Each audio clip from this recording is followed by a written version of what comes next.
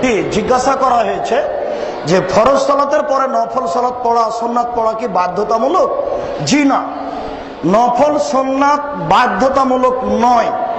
আপনার না পড়লেও চলবে, তবে পড়লে অনেক নেকি হবে।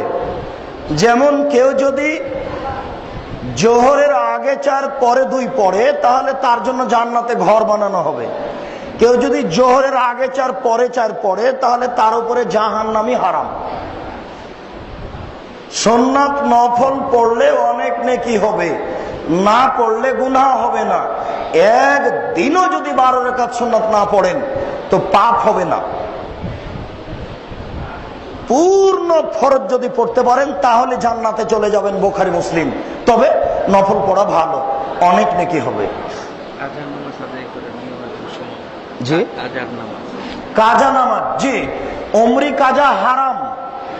ছাত্রী জীবনে, ছাত্র জীবনে অনেক নামাজ ছুটে গেছে। এখন মনে করছি যে উমরি কাজা হিসেবে প্রতিদিন 2 রাকাত 4 রাকাত করে পড়ে নি, এটা বিদাত, এটা হারাম। তার মানে কি পড়ছেন এটা আপনার জানা নাই। সন্ধ্যের উপরে সালাত আদায় করা নাজায়েজ, হারাম। কাজা কোনটা? ওরে জোহরেরটা ছুটে গেছে, ওটা পড়ে নেন। ওহো, কাল তো আসরের সালাত ছুটে গেছে, এটা পড়ে নেন।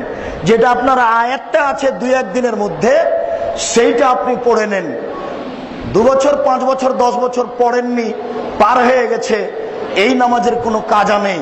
ওই নামাজের জন্য আল্লাহকে বলতে হবে, আল্লাহ তুমি ক্ষমা করো, আমার ভুল হয়ে গেছে, শুকরিয়া, জাযাকাল্লাহ খায়।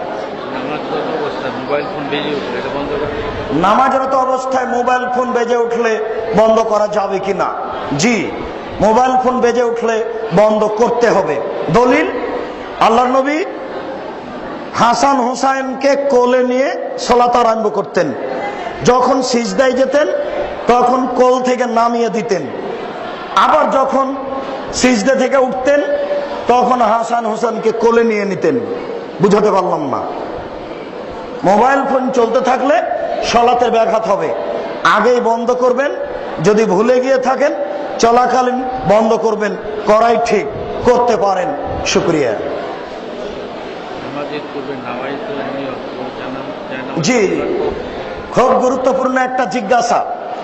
সালাতের পূর্বে জোহর, আসর, মাগরিব, এশা নয়তো নুসাল্লি 4 রাকাতিন জোহরে, জোহরের 4 রাকাত সালাতের নিয়ত করছি। নয়তো নুসাল্লি 4 রাকাতিন লিল আসর, নয়তো আনুসাল্লি 3 রাকাত লিল মাগরিব।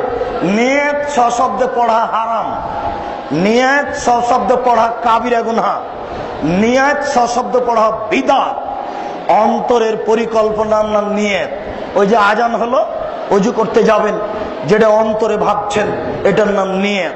ইমাম আবু হানিফা রাহিমাহুল্লাহ বলছেন নিয়ত হচ্ছে ইরাদাতুল কলব, অন্তরের পরিকল্পনা। ওয়া মাহাল্লুল কলব, নিয়তের জায়গা হচ্ছে অন্তর। মুখে কেন? মুখে নিয়ত করলে বেদাত হবে, সাবধান, আর কোনোদিন নিয়ত করবেন না। হাদিস সহিহ হাসান জয়ীফ